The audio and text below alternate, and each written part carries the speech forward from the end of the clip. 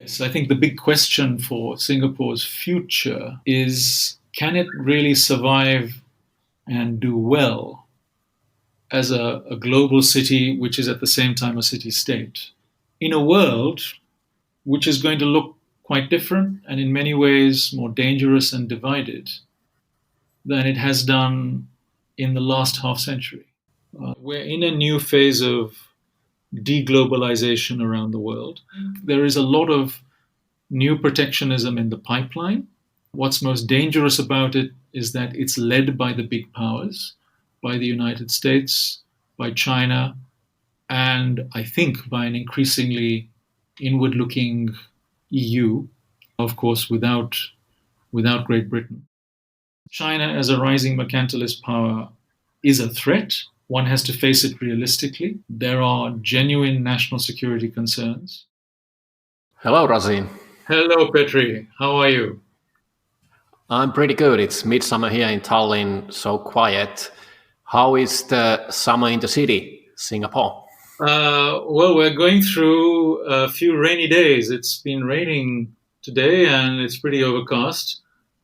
This is normally a pretty hot time of the year, so the rain has cooled it down a bit.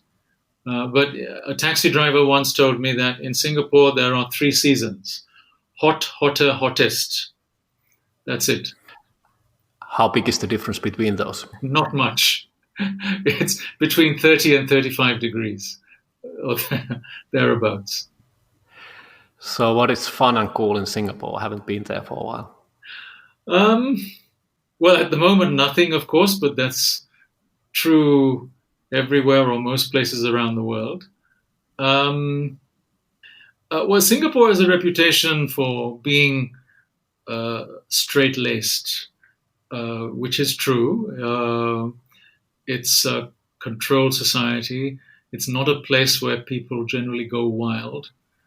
But I'd say since the late 1990s, the government has tried to open up Singapore more and allow people to let their hair down, but in a controlled, well-behaved way, in a very Singaporean way.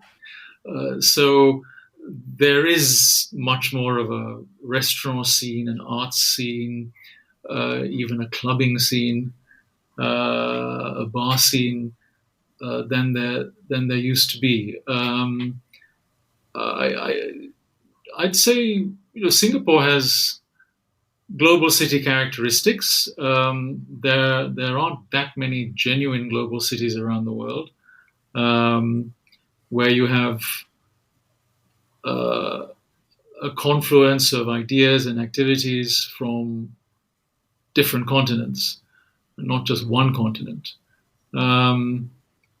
But I think Singapore is in that small basket alongside London, New York, perhaps Dubai, and Hong Kong. And it's become more pronounced in Singapore. I first came to Singapore in the year 2000. So I have 20 years of experience. The first 10 years visiting Singapore and the last almost 9 years living here. And it has become much more of a global city, resembling a place like London, much more than it was when I first came here. So I hear many languages spoken on the street. I can go to restaurants serving cuisines from around the world. The airport has excellent connectivity in normal times. It's regularly voted the best airport in the world, and so on. I teach at a university with lots of students from other parts of Asia in particular. English is the working language. I don't speak Chinese. I don't need to function in Singapore. Like most expats here, I hardly speak a word of Chinese. So there's all that in Singapore, which certainly makes it convenient, also makes it very expensive. What's unique about Singapore, compared with the other cities I mentioned, is that, as some people like to say in Singapore, it's a CSI. It's a city, it's a state, and it's an island all in one.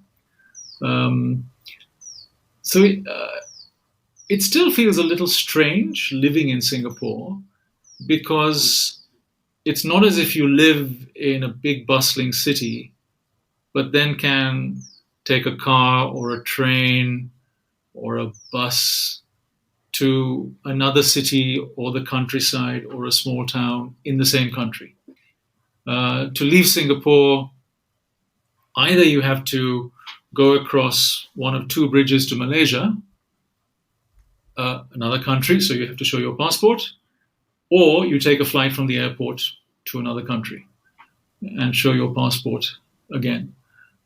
So it's perhaps the only real city-state left in the world, a city-state of significant size. In that sense, it's a real vestige of a world which was run by city-states several centuries ago. What do you think of Singapore's future? I think, Singaporeans have always been anxious about the future because this place is so small and vulnerable. Even when it was a British colony, when the world was doing badly during world wars and during the Depression in the 1930s, I think there were existential questions. Will we survive? And that was also true after the Second World War. Would Singapore survive in a world of more powerful, bigger nation states? It seemed to be really existential in the mid-1960s when Singapore was kicked out of Malaysia, left on its own. So because it's so small and it makes its living from the world, trade is 400% or thereabouts of GDP. Multinationals account for a big chunk of industrial employment, in particular in Singapore, and a lot of services employment. Its lifeblood is trading with the rest of the world, and now as a global hub for all sorts of services activities, starting with financial services. Singapore really lives and breathes international trade, investment, capital, and people from around the world. And when the world economy is doing well, when big places, small places, medium places around the world are liberalizing, when we have intense globalization, then Singapore does disproportionately well because it's very well positioned for all of that. But when we move into a different phase or a different era, one where there's more conflict in the world geopolitically, where nations are looking more inward, where they engage in more protectionism, when the world moves into a deglobalization phase, as it were, a place like Singapore tends to do disproportionately badly because it is so dependent on the rest of the world. The EU average trade to GDP is probably, I guess, 30 to 40%. Maybe something similar or less in the United States. In Singapore, it's more than 10 times that number. So I think with the way the world has been moving in recent years, and added to that this increasing conflict in the region between the United States and China, it makes the government here jittery, and it makes people anxious because they wonder about the existence and viability of a place like this in a more dangerous, fractured world. And I suppose those fears are heightened at a time like this when the world has closed up shop due to this coronavirus pandemic. We had an effective lockdown in Singapore for 73 days. It only ended last Friday. And we still have comprehensive travel restrictions. GDP will shrink here by probably something close to 10%. So, yes, I think the big question for Singapore's future is, can it really survive and do well as a global city, which is at the same time a city-state? In a world which is going to look quite different and in many ways more dangerous and divided than it has done in the last half century. That's the big question.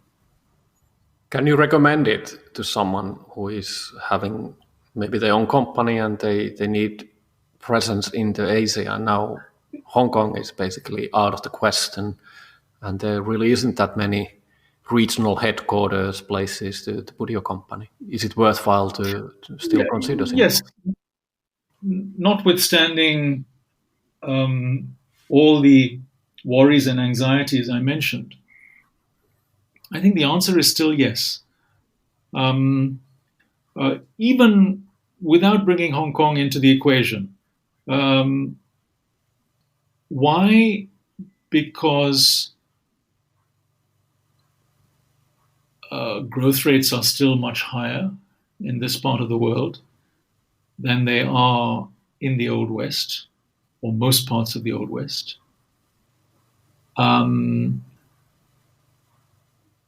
Singapore, as I mentioned, it's not just a global hub, but it's a regional hub.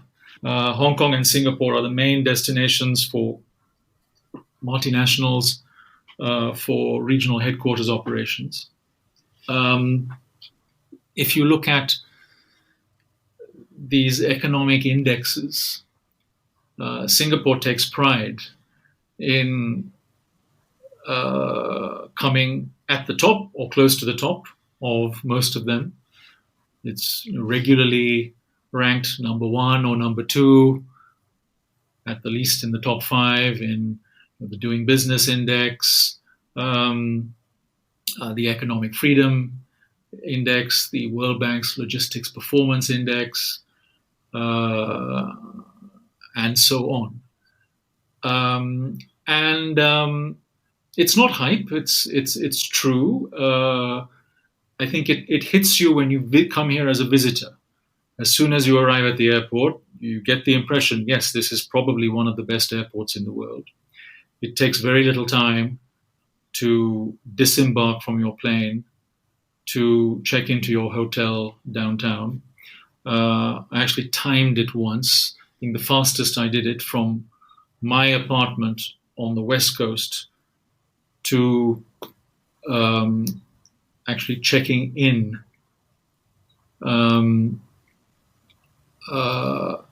at the airport at the other end of the East Coast was 25 minutes. That's fast. That's pretty close to what you can do in Tallinn as well. It's rather like that. Crime is very low in Singapore. So I will, on the odd occasion, when I'm in the back of a cab or passing by some building, see a big blue sign put up by the police um, reporting a crime incident in big red letters. And it's usually about uh, a bicycle being stolen, or maybe someone's wallet being lost, or maybe some scam. But I've never seen one about a murder or a rape or something like that. Um, it's one of the few urban places on earth, I guess, where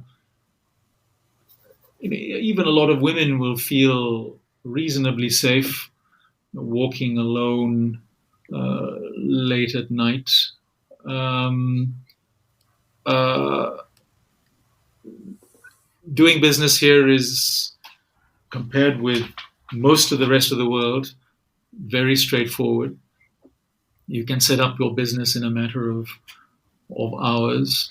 Most things are digitized online. You can clear your goods from the port very quickly. Government actually works pretty well in Singapore. So most public services I encounter in Singapore are quick and smooth. The tax system is very simple and efficient. I'm I suppose, a representative example. Middle class professional, expat.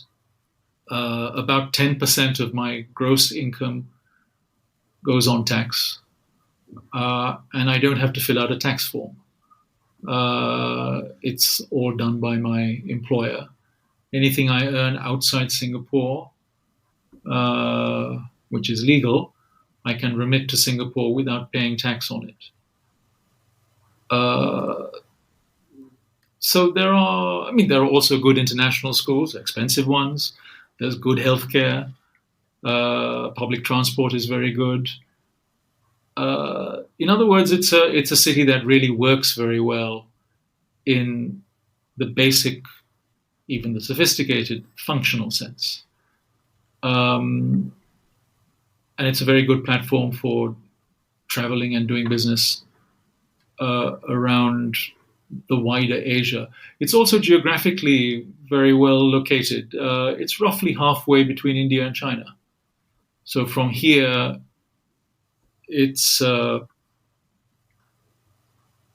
3 to 4 hour flight to the main destinations in India.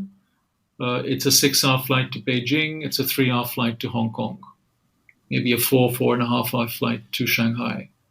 6.5 to 7-hour flight to Tokyo. And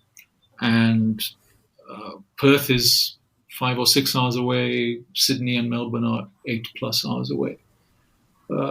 So that makes the international connectivity very, very good. So those are all the attributes of Singapore. And to sum that up, I think Singapore's main selling point to attract business and people from around the world is stability, predictability, clarity, and also a certain strategic sense. The same government has been in power since 1959, winning every election by a huge margin. That is a long time. Yes. They got a real fright in 2010 when I think they only got 60% of the vote and only got 81 out of 87 seats in parliament. So it's a controlled democracy. It's not an identikit Western-style liberal democracy. Democracy is certainly more liberal in South Korea and Taiwan. even in Japan. But that longevity, that continuity of government enables it to think and plan for the longer term. In other words, it has a luxury very few other governments in the world have. Of course, it was led by one extraordinary character for decades, Lee Kuan Yew. As one person described him, he was a political superman, albeit only in charge of a metropolis. His legacy lives on in Singapore, and he built the institutions to outlive him. And I think in a world that is becoming more unpredictable and more unstable, that Singapore premium of stability, predictability, and openness is at least as valuable as it has been in the last few decades. I think that remains its main selling point. What you just told us, it sounds like almost like a paid advertisement from the government. It's not paradise. Nowhere in the world is paradise. But if we want to probe Singapore's disadvantages, its weak points, then I would think of the following. From a liberal standpoint, Singapore is not exactly liberal. It may be a little bit more liberal than it used to be, but it still has paternalistic, controlling, even nanny state features, and a lot of conformism in the population. It's one of the most open economies on earth, but at the same time, it's not, I'd say, an open society in the Western sense. As I said before, it's a controlled democracy. There are lots of things enshrined in law,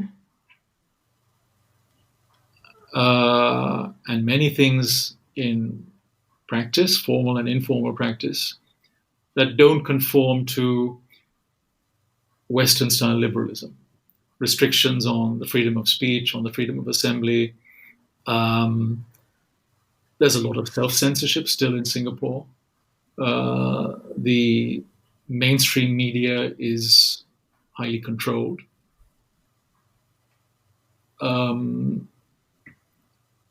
The domestic economy is dominated by government-owned companies.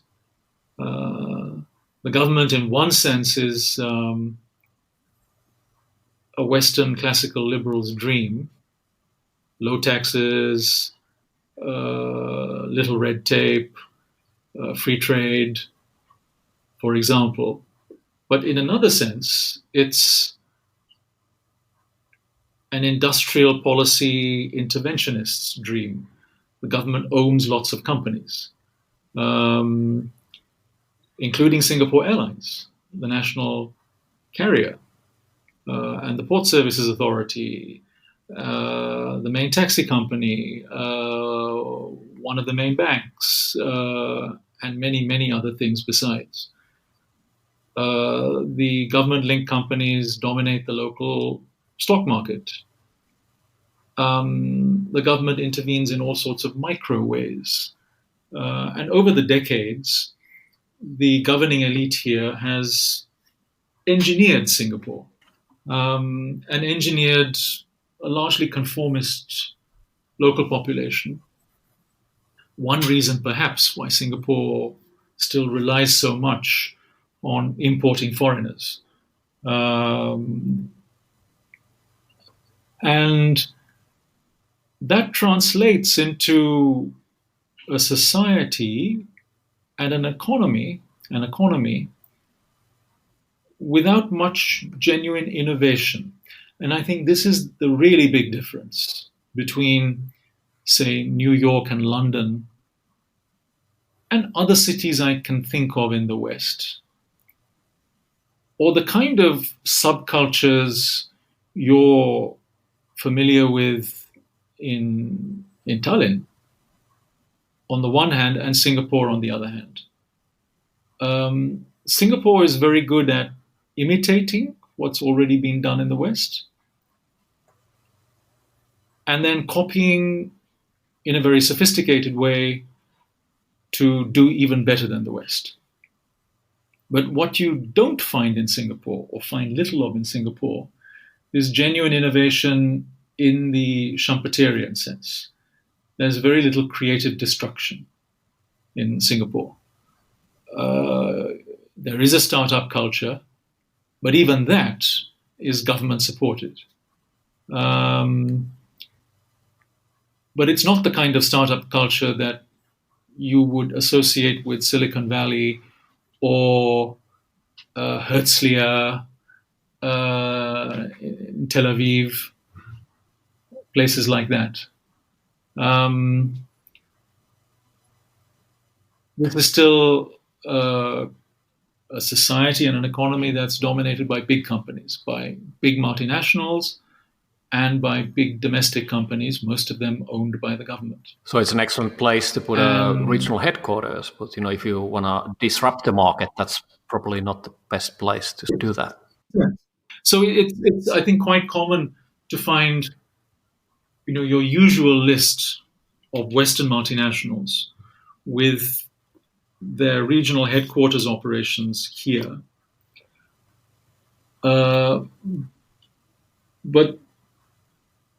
And those are coordinating functions. But it's rarer to come across those same companies with really high value R&D, engineering things going on, design and engineering things going on in Singapore. Those they will keep in their home markets or in global innovation hubs, so to speak. Not much of that comes on in Singapore. So you're saying that creative people probably would not thrive in Singapore environment in the sense that maybe the London and other places can provide? I think creative types can still probably thrive depending on the niche. I think the answer is it depends very much on the niche. So if you're say in fintech and you're not an already big company, then Singapore might well be the place to be because Singapore is becoming the Asian hub for fintech. But in another sense, you're right. If you're comfortable, also in a lifestyle sense, with a place like Silicon Valley or Tel Aviv, or some little pockets in Europe, London, then you might find Singapore a bit of an anticlimax. Maybe still a bit too straight-laced, a bit too conformist, and with informal barriers to entering and breaking through, as it were. Now so far we haven't talked about Hong Kong, but now may be the time to bring Hong Kong into the picture. And also as an addition to Hong Kong, what happened just within the 24 hours was that US was pretty much closing its borders for immigrants as well, no visas allowed.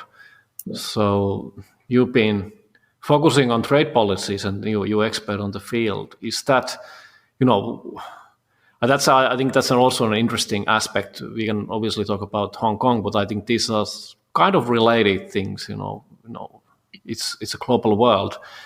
And it seems to be that a lot of the countries are closing down. Sure. I think we're in a new phase of deglobalization around the world. Um, that actually started before this pandemic. Um, I think after the GFC, liberalization around the world stalled. In some places, went into a kind of creeping reversal. And then when President Trump took office, we saw the United States retreating into protection, aimed at China in the first instance, but also aimed at others. We've seen much more Chinese protectionism, and we've seen other countries like India and Indonesia engaging in copycatting protectionism. So all of that was in train before this pandemic, and trade was suffering, and it was having detrimental effects on economic growth, on the global economy. And then this pandemic struck when, perforce, countries shut down, which also meant shutting down their borders to the flow of goods, capital, and people. And that's the current situation. And of course, we've seen a lot of new interventions, governments trying to prop up their economies while in lockdown. Uh, and I think the portents aren't good. Um, I think the trend is that protectionism is accelerating around the world, starting from before this pandemic crisis. We've seen more of it during the crisis. For example, countries, governments imposing export bans on medical equipment, talking about manufacturing critical medical equipment at home rather than importing equipment, talking about protecting strategic industries from China and others. Uh, actually dishing out a huge additional amount of subsidies. And the unspoken assumption is that those subsidies are basically for production and employment at home, at the expense of production and employment abroad. They have a home production bias. So many of them will probably end up as being trade discriminating. So all of this is happening now, and many of these interventions will likely stick. Some might be reversed, hopefully, but some will have staying power, and they will last into the medium term, meaning they will last beyond the time when a vaccine is found and we look back on this pandemic as something that happened the day before yesterday. So I think there is a lot of new protectionism in the pipeline. What's most dangerous about it is that it's led by the big powers, by the United States, by China, and I think by an increasingly inward-looking EU, an EU now, of course, without Great Britain. And that bodes ill all round. More protectionism will mean lower levels of growth coming out of the pandemic. It'll mean, in the longer term, lower levels of productivity, which of course translates into fewer jobs and jobs that are not as valuable. Lower growth will mean more political and social tensions within countries and between countries. And it will contribute to making the geopolitical environment even more unstable than it is. So I think all those signs are worrying for everywhere around the world, from places that are extremely dependent on the external world, like Singapore, to big economies like the United States and Europe that in one sense, are more self-contained. They rely more on activities going on domestically, but are still very much intertwined with the rest of the world. And that goes for China as well. So, what is the way out of this? Also, another thing, what I've been thinking is that it seems that there's a lot of populism, there's a lot of reactionism, there's also short-term thinking involved in all of this geopolitical situation around the world. What is the way out of this thing? There's no easy answer to that one. I'm an old-fashioned classical liberal. I believe in fairly limited but still effective government. I believe in markets. I believe in free trade, all of those things. And I could repeat that mantra, but just repeating it and not going further would just be lazy, wishful thinking. One has to be realistic as well. And a classic realist is someone who starts by taking the world as it is, rather than as one wishes it to be, and then tries to improve on that, rather than imagining a perfect world and says, we must get there. That's of no use to anyone. I mean, the complicated answer I would give,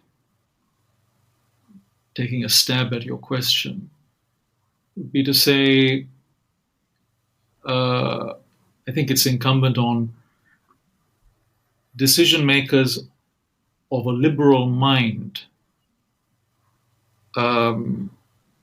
and individuals, opinion formers who want to influence policy to, I suppose the first injunction is to say, first do no harm, to advocate not making matters worse by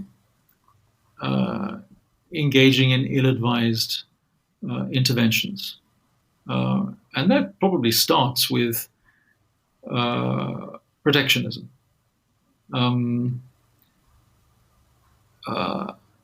Domestically, these are emergency times, so I think there is a case for extra government intervention that is temporary on the fiscal side, on the monetary side, wage subsidies, corporate subsidies, and so on. But I think the challenge is to find ways, first to do them in the least inefficient way possible, the most non-discriminatory way possible, and second, to keep them time limited, and to reverse them so that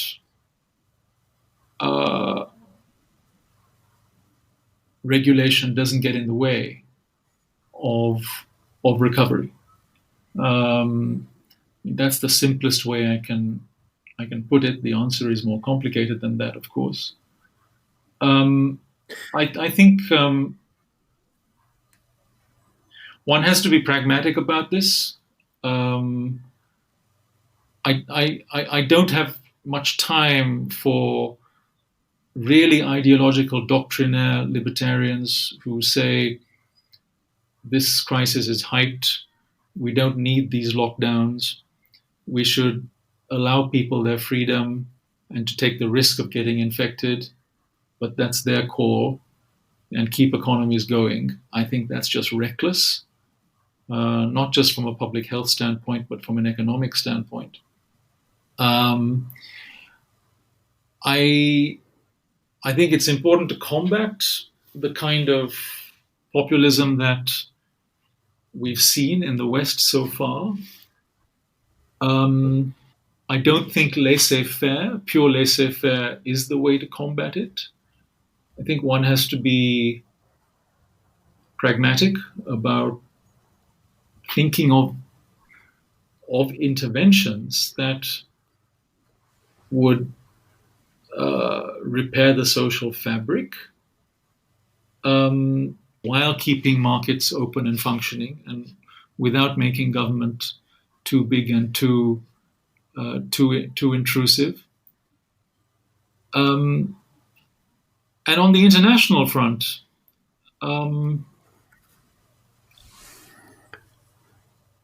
I think it's important that we do have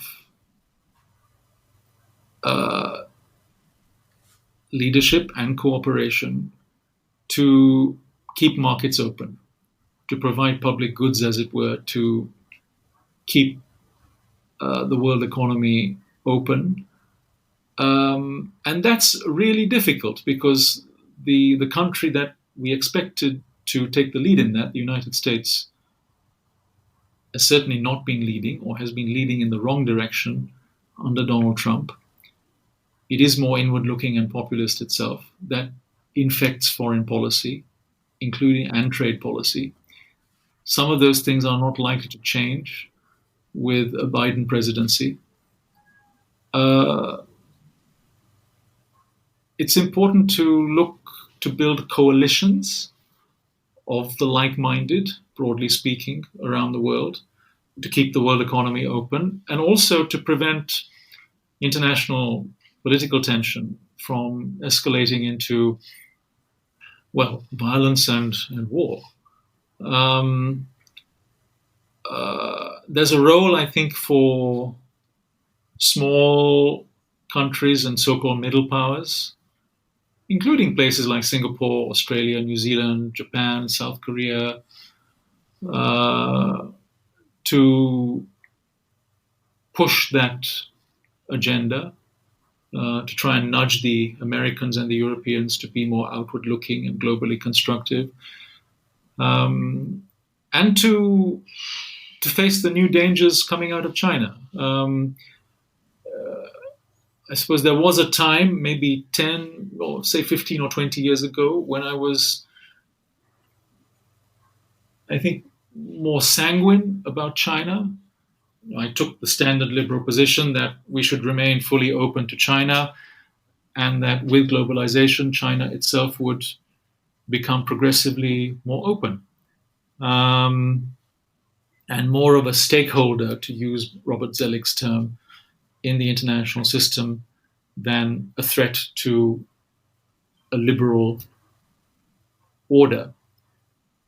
But what we've seen clearly, especially in the last decade, is China moving in the opposite direction. And here again, I Or has it always been moving that direction? That it just hasn't been that obvious? Is it just like a misjudgment from the Western side? Yeah, I think there's a bit of all of that in the mix. Yes, I think with hindsight, there was too much naivety in the West, that because China was genuinely opening up in the economic sense to the world from the late 70s until, I'd say, about 15 years ago, and opening up in other ways as well, including through the movement of people, lots of Chinese students abroad, for example, Western business people in China, not to mention, of course, big Western investment in China, that it would not just keep up that liberalizing momentum economically, but that would spill over into politics and society as well, however gradually. And that turned out to be naive and wrong, because China has been moving in the opposite direction on all fronts. So I think one thing I'd say, there have been different phases. I think one can definitely point to a long opening up phase in China from 1978 until, say, the global financial crisis, with the interruption of the Tiananmen incident. So the late 80s, early 90s, there was, if you like, a blip on the screen. But economically, China was opening up for that period. And then from the GFC onwards, it's become more protectionist economically, and the authoritarian screws politically have been tightened. But another way of answering that question would be to say that, of course, China has remained an authoritarian political system throughout. That hasn't changed. And yes, in the West, I think we've been too naive about that right the way through. So there was a while when there was a kind of equilibrium between economic opening up and political authoritarianism. The state remained a one-party state, and China continued to have market Leninism, so-called. And as we've seen under Xi Jinping, that equilibrium has been upset. It's become a more state interventionist economy. It's become more protectionist, and it's become more politically authoritarian and culturally controlled at the same time. I mean, there was a view maybe about 10 years ago that you could actually have a happy combination of Mao and markets. Well, we know now that that's wrong. We've seen more Mao politically, but more restricted markets at the same time. And of course, the difference this makes to the world is the size of China. Now, it's a multiple size economically, of course, what it was decades ago. The economy has probably doubled in size over the last decade. Given growth rates in China, it's been doubling in size at least once a decade. And at purchasing power, it's the biggest economy in the world. So when these things are happening, more state intervention in the economy, more political control domestically, with the burgeoning size of China, that power gets projected abroad, which is precisely what we're seeing in the last decade with a much more assertive China regionally and globally. And that upsets the geopolitical apple cart. China has been quite active in Africa for a long time, securing resources. They're investing in a lot of different infrastructure projects. And do you see that is it really planned, strategic thing to start to become global dominant power and buying influence and also securing resources? Is that really like a long-term view there, that we should also be really cautious about it? Yes, it's clearly part of the Chinese leadership's strategy. So China investing in Africa and in other parts of the world. It's not just Africa, it's Latin America, and of course the countries that are covered by this Belt and Road Initiative, which is a very broad framework to accommodate all sorts of different projects. It's part of securing natural resources for a huge economy that is resource scarce, that needs to import ever more resources and doesn't want to rely on the US Navy for the safe passage of those resources across the seas. At the same time, it's really a bundle of lots of opportunistic projects here and there. There's a heavy emphasis on infrastructure, which is not surprising. A hard authoritarian state during a fast period of growth, of catch-up growth, is usually in the business of building lots and lots of infrastructure. That's the easiest way to get things done. You do it through a controlled and repressed financial system, and your philosophy, as it were, is you build and they will come. So China is doing abroad what it's been used to doing at home during its 3+ decades of catch-up growth, with highly subsidized, essentially with created money domestically. And it's, of course, using those tools not just as a commercial proposition, the commercial proposition is there, but also as a political stroke geopolitical proposition to cement influence and overriding influence in the countries where these projects take place. So it's usually state-owned companies financed by policy banks at home that do the job, often with Chinese labor. And the government at the other end assumes the debt. And you have a kind of dependency relationship created. Now, I think the actual results on the ground are very mixed. Some of these projects do actually work, and they materialize far quicker than alternative projects from Western donors and from international organizations like the World Bank and the regional development banks. But many of these projects also involve lots of corruption. They operate behind a veil of secrecy.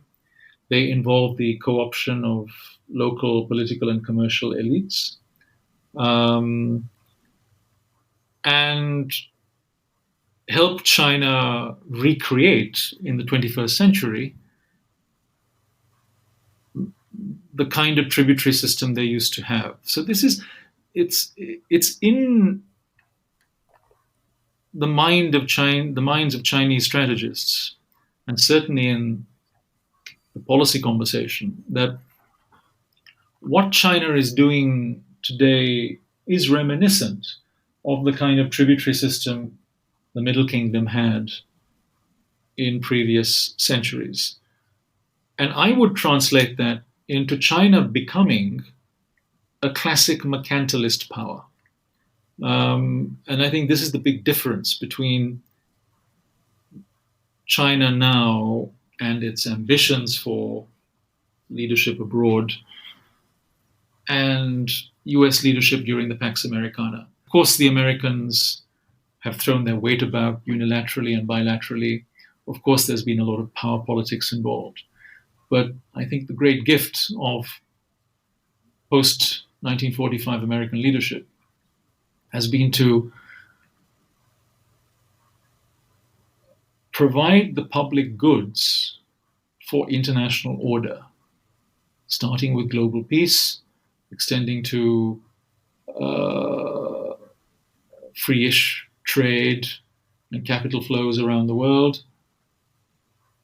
and doing that by essentially taking the lead in organizing concerts of cooperation, which have found expression in the WTO, for example, in multilateral trade rules, and in other organizations. So I think the legacy of US power at its best was to actually provide the rules for markets to work around the world, involving countries with very different, diverse, contrasting, and conflicting political systems and societies. Now, China, as I see it, is emerging to be a very different kind of power. And as I said, a classic mercantilist power. So my comparison would be of China today, would be less with the old Soviet Union. There's talk of a new Cold War. So one thinks of the old Cold War between the US and the Soviet Union. I think that's misleading in one sense. The Soviet Union was a totalitarian command economy, sealed off from the market economies of the world. China is not a totalitarian political system. It used to be under Mao. It went from being totalitarian to being authoritarian. Quite different. And of course, it became a much more marketized economy, and an economy that became much more globally integrated. So very different from the old Soviet Union. I think the similarity perhaps is more with Japan and Germany in the late 19th century and in the first half of the 20th century. Because Japan and Germany, as rising powers, were authoritarian, and increasingly so, but not totalitarian. They had market economies, but market economies with an increasing amount of state intervention and direction. And that's pretty much the kind of mix we're seeing in China today. The big difference, perhaps, is that China, in terms of its economic weight in the world, is turning out to be bigger, more decisive than Germany was or Japan was, except perhaps during the Second World War. So, a mercantilist power is not so much concerned with plurilateral or multilateral rules that constrain the exercise of power. It doesn't want that. It wants to exercise as much discretionary power as it can, bilaterally, preferably bilaterally. So, and that's the essence of China's relationships with the countries that really interest it, is to keep it bilateral so that Beijing can control the power and the outcomes as much as possible and be as little constrained by overarching rules as possible. Are you saying that China is basically the medicine what the West needs, in a sense that we need to unify and be a unified front in order to go with China, because it's just so big? Yes. Now, different people read that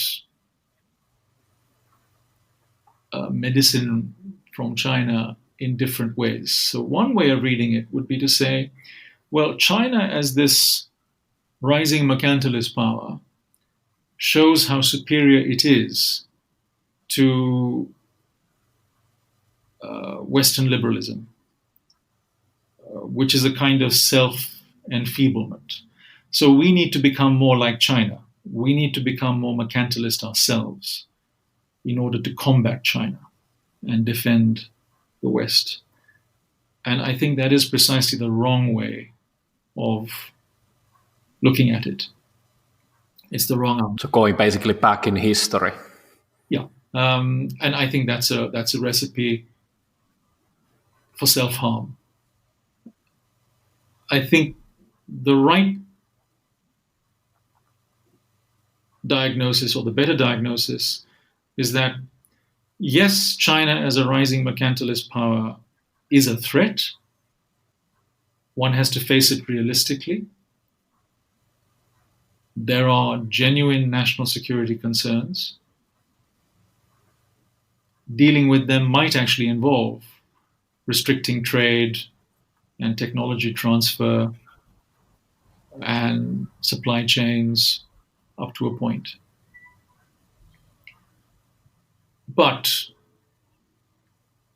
the way to deal with that threat is precisely not to become more like China, but rather the reverse.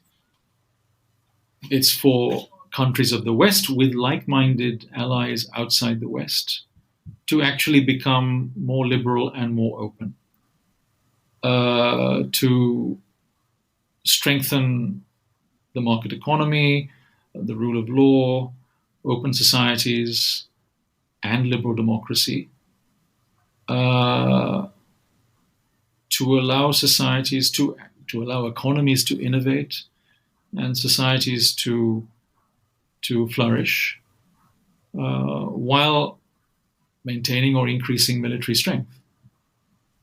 And to do so in coalition formation. The late John McCain, I think his great pet idea was an alliance of democracies.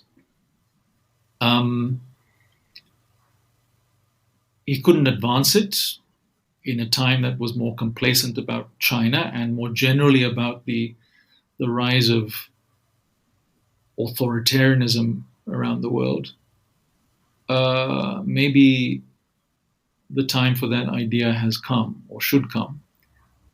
And the liberal democracies of the world, those with market societies, should think of ways of institutionalizing their cooperation collectively. And then dealing with China in terms of a delicate balancing act. In one sense, China has to be contained for the reasons I gave. But in another sense, it has to be engaged. Part of China has become much more open to the world. There is a substantial private sector in China. The links that have been built up, including people-to-people connections over the last 40 years, are considerable. They are dense. We don't want to get rid of all that. And in a sense, accelerate China's retreat into a kind of authoritarian command and control cocoon. So that mix of containment and engagement, keeping oneself open to China, while at the same time dealing with legitimate security threats, it's a problematic mix, and it's going to be a difficult balancing act. And it may not be a balancing act that will succeed. It may tip over into an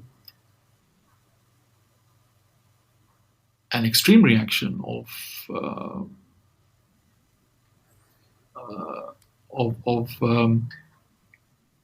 closing oneself off from China too much. Or indeed, it may end up being a naive reaction of not doing enough, in the belief that the problem is not as serious as some people make out, or simply because of the power of Chinese money around the world, and Chinese force around the world, filling a vacuum left by Western weakness and Western negligence. It certainly sounds like that we would need to be in rather enlightened and even ethical standpoint in our societies in the West, but looking, what's happening in democracies around the world, EU and US, and it's a lot of populism. Brexit happened, and we are not very organized. There's a lot of government debt actually happening as well. There's a lot of internal issues as well. So that's quite a demanding task ahead of us. Yes, I think the way I look at populism in the West, I look at it in two broad ways. Firstly, there are genuine cleavages in society that are going to be difficult to deal with, to repair the social fabric, as it were. Some of them have to do with modern economic and technological developments.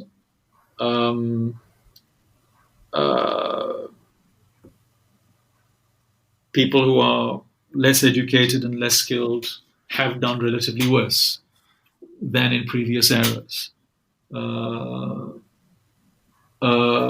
They tend to be regionally concentrated. And this, of course, spills over into politics and incites a backlash. And that backlash includes uh, an anti-migration, anti-globalization strain. Dealing with that is genuinely difficult. I think another way I look at it is very much through the lens of Hayek and Schumpeter. And when they were writing about the state of capitalism in the West in those dire times of the 1930s and 1940s, there perhaps the chief reason that they found for the enfeeblement of capitalism and more broadly of liberal society in the West was a kind of intellectual momentum from the late 19th century that was relentlessly anti-liberal, anti-market, anti-capitalist, and which gathered increasing force to the extent that these forces, starting with the intellectuals, just hacked away at the liberal foundations of the West until those foundations were no more. And then, to put it extremely, Hitler's tanks or Japanese soldiers marched in. I don't think it's nearly as dramatic as that today, but I think there are substantial constituencies, starting with the chattering classes, who find all sorts of excuses to undermine the foundations of Western liberal society. And often they don't face powerful principled opposition. And so they come to dominate the world of ideas. And ideas eventually embody themselves in people who march through institutions and change outcomes. So I think that's something to worry about as well. It's Alan Bloom wrote a famous book in the 1980s called The Closing of the American Mind. And what he wrote is an echo of what I just said, happening very much on the American campus.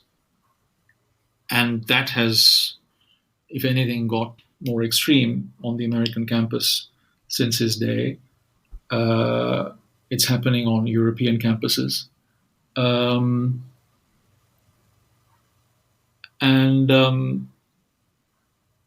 So I think there's the danger of that closing of the Western mind,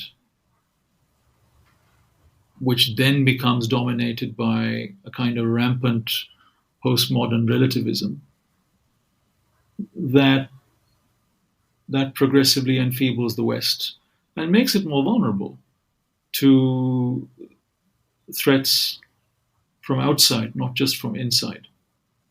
You are educating young minds. You made a long career in the London Business School. Just occurs to me that it takes decades, takes generations to people get into the power. So should we actually look back, 80s, 90s, maybe early 2000s, and see what was the sentiment there? Because it tends to be that when people are young, they are open to new ideas, and then they sort of fixate to the things what they learned. So is that some kind of a signal or way of looking what's ahead of us? How were things in the campuses and what was happening in the... My impression from my student days in the 80s, and then as a young lecturer in the 90s, is that outside certain pockets of study, most students became unideological. So the kind of great debates that one had in previous decades faded away, and studying became much more instrumental to get a job and progress in one's career. In that sense, I think university life became less interesting, less vital. And universities have, in that fundamental sense of being a place for discussing foundational ideas, universities have degenerated. Academics have become much, much more specialized. They've become much more limited. They have less of a broader culture. And become more like those very narrow instrumental students just chasing after a career. I'm not knocking students being instrumental in chasing after a career. That's fine. But I suppose my general impression is that universities, going by my experience before in London and my experience since then here in Singapore, are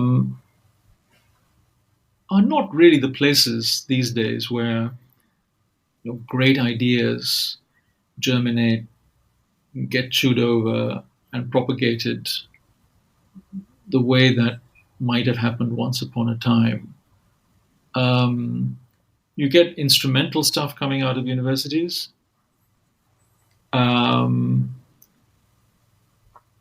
then you get these pockets in departments of English literature, sociology, cultural studies, what have you, where you do have worldviews created revolving around all sorts of identity politics, and a general sense of bashing Western civilization in quotation marks.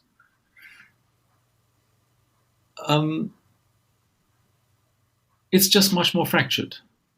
And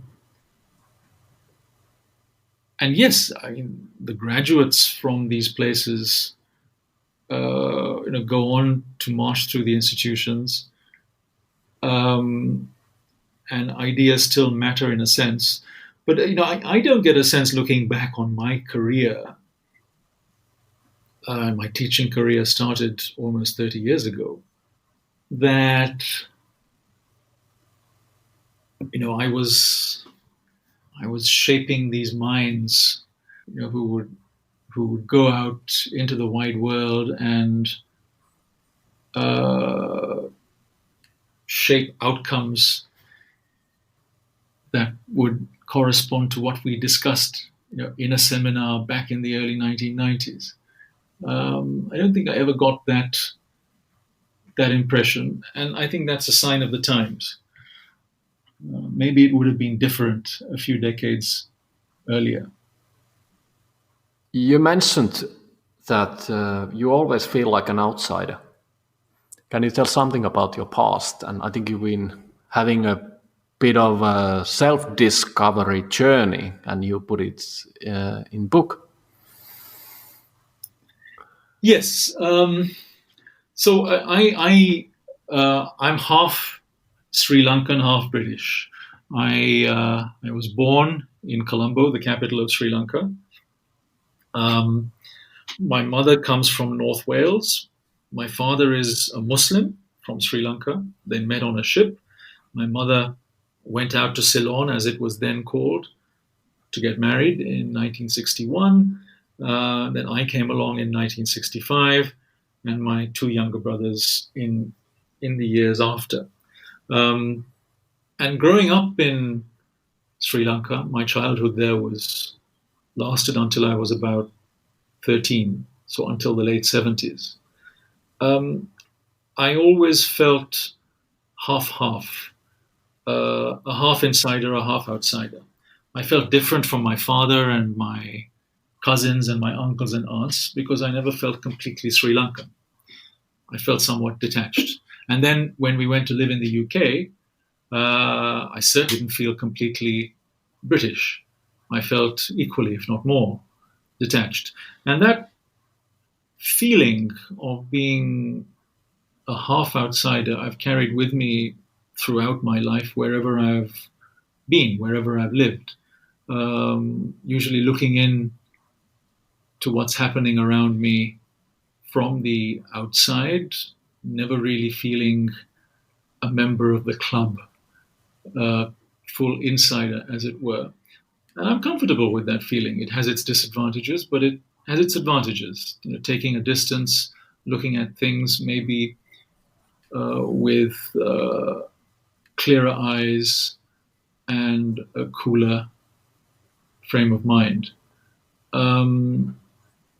So I attribute a lot of that to Sri Lanka. You mentioned the voyage of self-discovery. Well,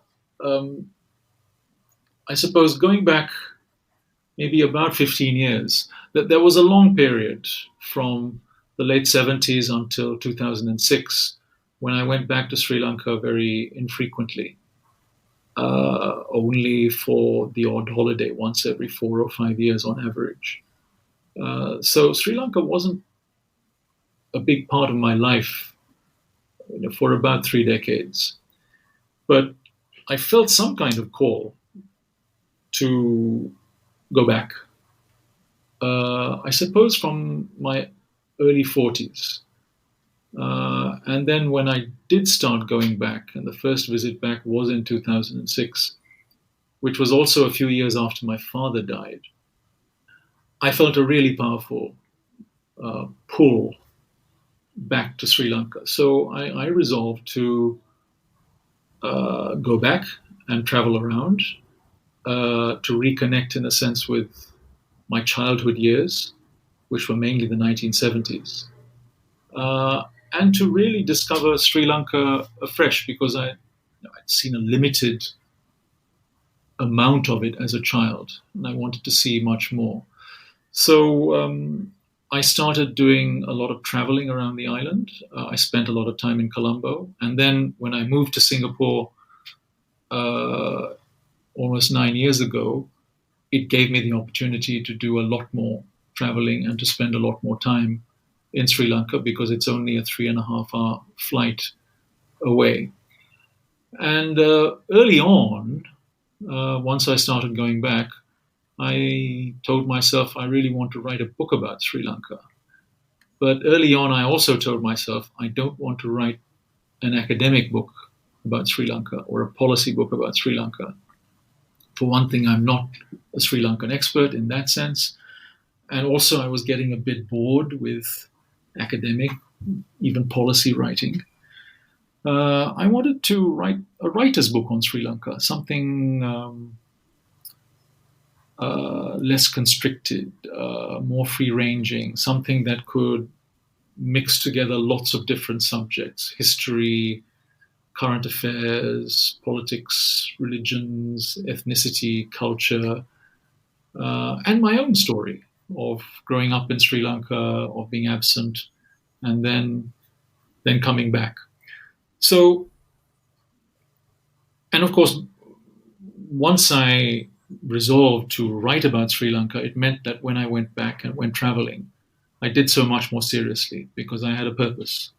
I knew I would have to take lots of notes, talk to people, read up a lot, reflect, and then put pen to paper and eventually come up with a book. And so after about a decade of traveling and really very difficult writing, the book came together and was published late last year. So it's labeled a travel memoir, Return to Sri Lanka, Travels in a Paradoxical Island, where I try to make sense of all of the different facets I mentioned. And apart from being a voyage of discovery, I discovered a lot of Sri Lanka and of Sri Lankans in the process. It also ended up being a kind of self-discovery. The best kind of travel is when you discover parts of yourself that were perhaps unknown or unfamiliar to you, while you're on the road, as it were. There was a lot of that as well. I discovered a new form of writing. I took to writing more like a writer, a travel writer, than as a professor or a policy wonk. I suppose I discovered a new love for Sri Lanka that I didn't realize I had before. A new connection with it.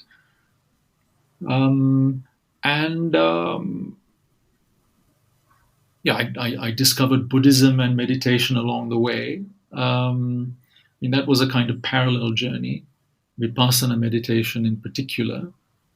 And of course, Vipassana's foundation is in original or early Buddhism. And I suppose it made a big difference in that this kind of spiritual journey happened alongside my travels in Sri Lanka over the last decade. And of course, Sri Lanka is predominantly a Buddhist country. The main ethnicity, the Sinhalese, are over 70% of the population, and the overwhelming majority of them are Buddhists. So there's a Sinhala Buddhist culture in Sri Lanka that is now 2,300 plus years old. And there are signs of it everywhere. So that gave my inward journey an outward connection, expression in a way. That's how I would describe it.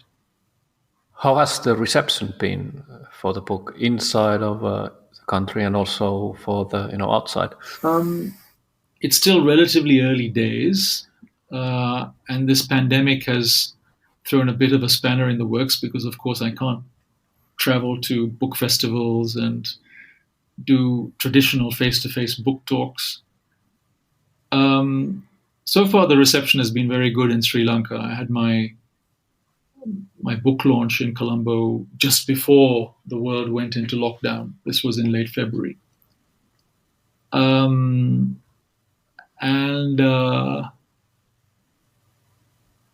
think the main reception for the book so far has been from Sri Lankans in Sri Lanka and Sri Lankans in the diaspora around the world, and also from foreigners who have some sort of connection with Sri Lanka. So I've had, I think, what I would consider a very favorable response from these sets of people. And what I think has been particularly interesting and gratifying for me is that different people have picked up on different aspects of the book, different passages in the book that resonate with their lives in some form or other. So it could be traveling to back or beyond places. It could be, growing up half-half, which we talked about earlier. It could be the Buddhist dimension. It could be living as a Sri Lankan abroad and wondering about one's relationship to the country of one's birth or one's ancestry. Growing up with multiple identities, Sri Lankan politics, all of the above. I would like, of course, I suppose the people who are going to read the book mostly will have a connection to or some kind of interest in Sri Lanka. I'd like it to reach a wider audience. to people who don't necessarily have a strong connection with Sri Lanka. It's a travel book and a memoir. And I think there are some themes to do with travel, to do with childhood and adult reconnection with childhood, um, to do with sort of religion, culture, ethnicity more broadly. Those themes I do touch on in the book. I mean, those are themes that travel well beyond Sri Lanka. So I hope there are some potential readers out there who might latch on to those themes and pick up the book. But ultimately, I hope it is a book about Sri Lanka, and one reason why I would like it to be read uh, beyond Sri Lanka is to get people so far not acquainted or not well acquainted with Sri Lanka, acquainted with it, and come to Sri Lanka and discover it, because it is it's a stunningly beautiful country. Um, I don't want to repeat all the tourist cliches about Sri Lanka, but the one thing I would say is that I don't know anywhere else on earth of comparable size that is as sort of stunningly diverse in its landscapes, its people, its coastlines, its biodiversity, as is Sri Lanka. And you see most of that in a blaze of tropical color, different shades of tropical color. And you don't have to travel long distances from one place with a particular combination of landscape, animals, plants, and people to another place a few hours drive away with a very different look. And people are generally very, very welcoming. Sri Lanka reminds me a little bit of Ireland. Most people are just very warm and welcoming to the foreigner, and makes him or her feel very very welcome. But as I said, I don't want to give a tourist advertisement for Sri Lanka. It has many dark sides. It's not a tropical paradise, and what makes it fascinating, in addition to what I've already mentioned, is that it has layers upon layers of complications and paradoxes. And one thing I tried to do in the journeys and in the book was to tease out some of those paradoxes. What is your favorite word? Well, since we were talking so much about Sri Lanka, my favorite word is serendipity. Serendipity comes from the name the ancient Arab traders gave to Sri Lanka, probably going back 1500 to 2000 years ago. Serendip. Serendip is what they called ancient Lanka. And it was an English writer and essayist, Horace Walpole, who saw that word and who converted it into serendipity. And the Oxford Dictionary's definition of serendipity, I'm paraphrasing here, is something like chancing upon something, having an encounter that is happy and beneficial. Something spontaneous, something that's not planned, with a happy and beneficial outcome. That's serendipity. I think that's my favorite word. What is your least favorite word? Like. Like. I hear it far too often as a filler in a sentence, particularly in the United States, where it's become an epidemic. But it's traveled from the United States around the world. It dominates in international schools in places like Singapore, where you have big expat bubbles. Everything is like, and if it's not a like, it's a you know. So like is my least favorite word. What turns you on creatively, spiritually, or emotionally? I think the answer I would give now is silence, and preferably silence in nature, in a natural environment, far away from the madding crowd. I would have given a different answer in previous decades, but the more meditation I've done, the more I've thought about spiritual questions, the more I appreciate silence. In other words, true quiet, which gives one space to think, to move, to experience. So I think that's what I probably treasure most of all, those moments, and particularly those moments in a remote, rural setting. What turns you off?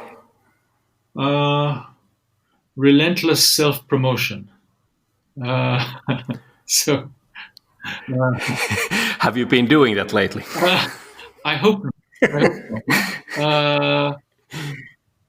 I don't think I've ever been a relentless self-promoter, but I have in the past been a self-promoter. I mean, I still am a self-promoter. For example, I want my book to be read by as many people as possible, given the effort I put into writing it. That's a form of self-promotion. But I think one of the traits of modern society, exacerbated by the internet and social media, is the compulsion to constantly promote oneself in all sorts of ways. And I just find it sort of shallow, tacky, and character deforming. And I see the products of it all around. And I try to check myself if I find myself going too far in that direction. Ultimately, it's just very boring. What is your favorite curse word? Bugger. Now, this is very culture bound. The British, the English, of course, it's a rather muted curse word, unlike some one could mention. But if you're annoyed with something, if you're of a certain generation in Britain, you might say bugger. Just as you do still, even with younger generations in some of the old British colonies, now independent, like Sri Lanka. So I grew up with hearing that word around me. Bugger, not meant in any sense sexually, but just as a form of annoyance.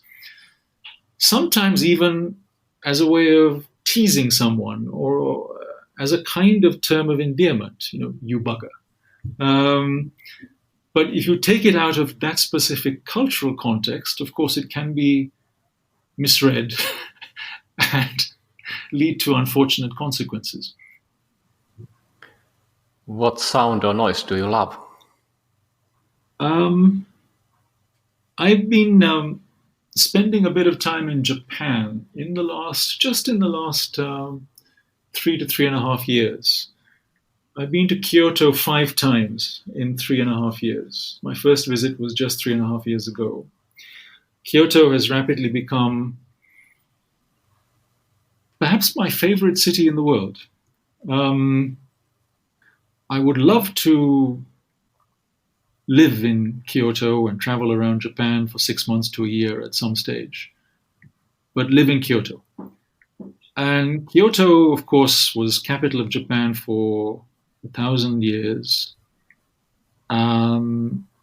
It's very much old Japan, classical Japan, and it's full of temples and temple gardens. And I visited many. My favorites being the Zen Temples of Tokyo. I think I visited about 30. Uh, I have a list. And in some of these exquisite temple gardens, you find water, running down a small stream, or sometimes just dripping from a perfectly placed leaf off a fountain, going plop plop. So hearing the sound of water in that kind of setting is one of my ideas of heaven. What sound or noise do you hate? Everybody talking or shouting at the same time with no one listening. Now that's familiar from Sri Lanka. Sri Lankans, indeed a lot of South Asians, are incessant talkers. They love to talk all the time. They're not that great at listening. And they love to talk and interrupt while other people are talking at the same time. What profession other than your own would you like to attempt? A global vagabond is what I would like to be as an alternative professional. Someone just wandering around the world with plenty of time on his hands. What profession would you not like to do? Full-time academic, churning out useless publications that hardly anybody reads. If you could be a co-founder of any startup in any era, which one would you choose? I think I would choose a charitable organization or a social enterprise in Sri Lanka today. Thank you, Razeen. This has been a trip around the world in many levels. Well, thank you very much, Petri, for asking those questions and yes, piloting that trip around our virtual world.